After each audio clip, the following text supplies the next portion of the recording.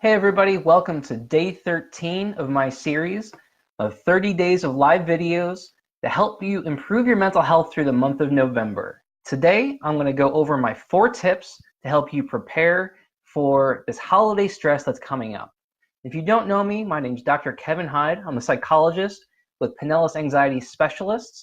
I'd encourage you to check out my Facebook page, give me a like.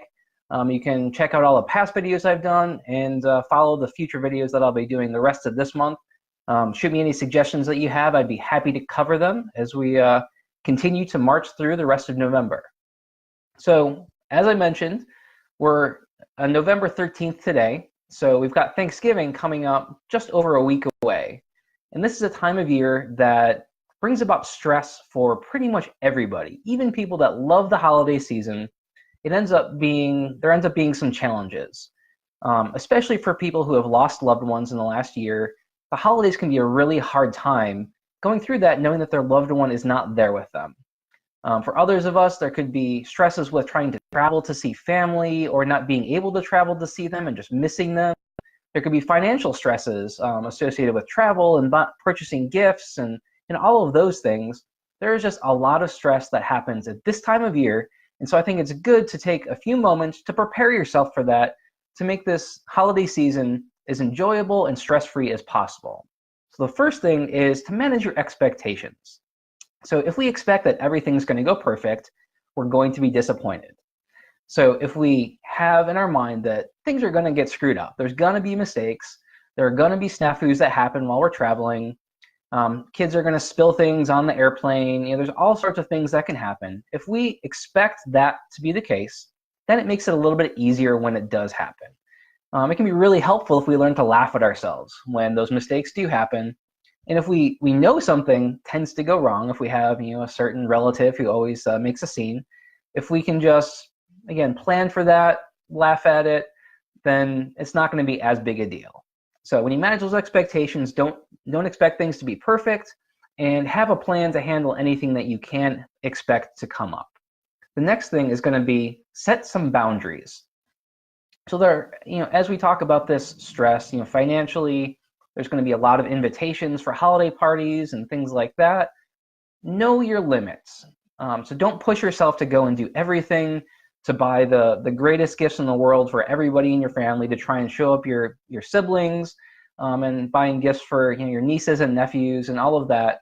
Set some boundaries for yourself so that you don't get overextended financially or just with your energy levels. There's a lot going on, and it'd be easy to get overwhelmed if you go to every single holiday party or all the things that Clearwater or Dunedin are putting on.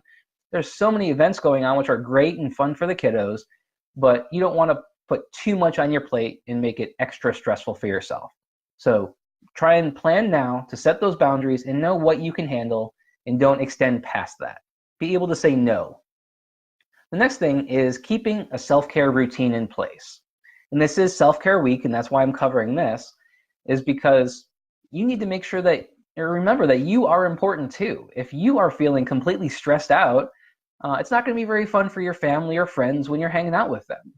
So really plan what those self-care things are that you need to keep yourself going. Maybe it's going to yoga, maybe it's exercising, meditating, just having a time for yourself to read a book or go for a walk.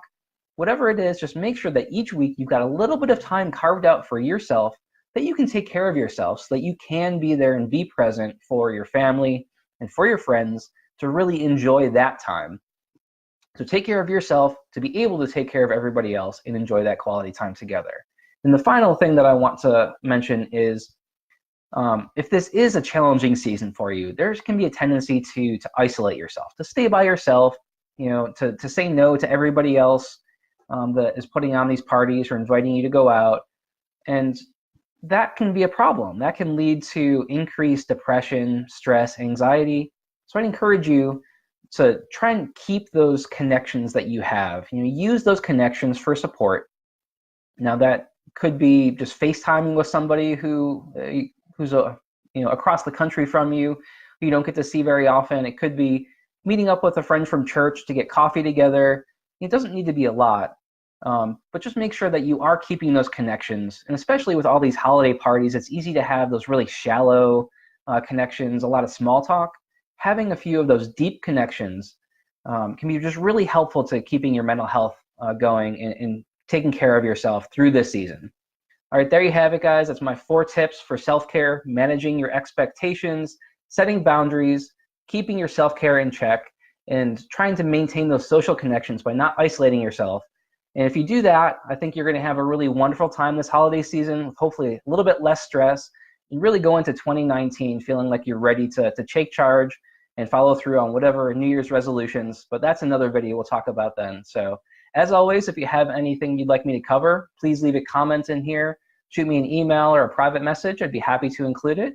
And hope you guys have a good rest of your day. I will chat with you tomorrow.